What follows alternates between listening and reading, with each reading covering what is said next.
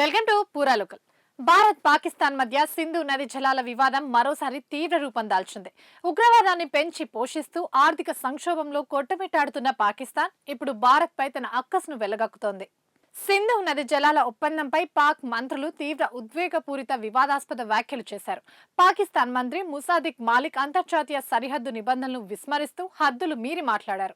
సింధు జలాల్లో తమ నీటి వాటాను లాక్కోవాలని చూస్తే చేతులు నరికేస్తామంటూ భారత్ ను ఉద్దేశించి రెచ్చగొట్టే వ్యాఖ్యలు చేశారు. పొరుగు దేశ ప్రధానమంత్రి నరేంద్ర మోదీ నియంత్రణలో ఒక నీటి కుళాయి ఉందని, పాకిస్తాన్ లోకి ఒక చుక్క నీరు కూడా ప్రవహించనివ్వమని ఆయన అంటున్నారని, కానీ తమ నీటిపై చేయి వేస్తే సహించేది లేదని ముసాదిక్ మాలిక్ నోరు పారేసుకున్నారు. మరోవైపు ఇదే అంశంపై పాకిస్తాన్ సమాచార శాఖ మంత్రి అతావుల్లా తరార్ కూడా నీతులు వల్లించారు. 1960 నాటి సింధు జలాల ఒప్పందం చట్టబద్ధమైనదని, దీన్ని ఏకపక్షంగా నిలిపేయడం లేదా సవరించడం భారత్ కు సాధ్యం కాదన్నారు.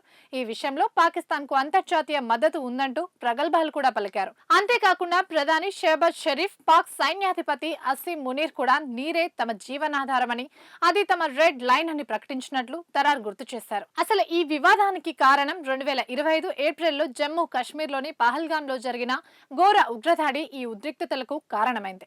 ఈ దాడిలో 26 మంది ప్రాణాలు కోల్పోగా, దీని వెనుక పాక్ మద్దతు ఉన్న ఉగ్రవాదుల హస్తం ఉందని భారత్ తీవ్ర ఆగ్రహం వ్యక్తం చేసింది.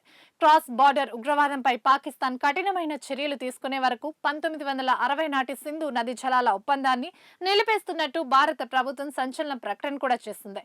స్వాతంత్ర్యం తర్వాత ప్రపంచ బ్యాంక్ మధ్యవర్తిత్వంతో కుదిరిన ఈ ఒప్పందం ప్రకారం సుమారు 80% నీరు పాకిస్తాన్ కే వెళ్తోంది. ఇది అక్కడి వ్యవసాయానికి, ఆర్థిక వ్యవస్థకు జీవనాడి లాంటిదే. ఒకవేళ భారత్ ఈ నీటిని నిలిపేస్తే పాక్ పూర్తిగా ఎడారిగా మారే ప్రమాదం ఉంది. దీంతో భయపడుతున్న పాక్ డిప్యూటీ పీఎం ఇషాక్ దార్ ఈ వ్యవహారంలో యునైటెడ్ నేషన్స్ భద్రతా మండలి జోక్యం చేసుకోవాలని కోరుతున్నారు. మరోవైపు చినాబ్ నది నీటిని మళ్లించేందుకు భారత్ నదుల అనుసంధాన ప్రాజెక్టును నిర్మిస్తోందని కూడా పాక్ తీవ్ర ఆందోళన చెందోంది. ఉగ్రవాదాన్ని ఆపకుండా ఇలాంటి బెదిరింపులకు దిగుతున్న పాకిస్తాన్ కు భారత్ ఎలాంటి బుద్ధి చెబుతుందో అనేది ఆసక్తి రేపుతోంది.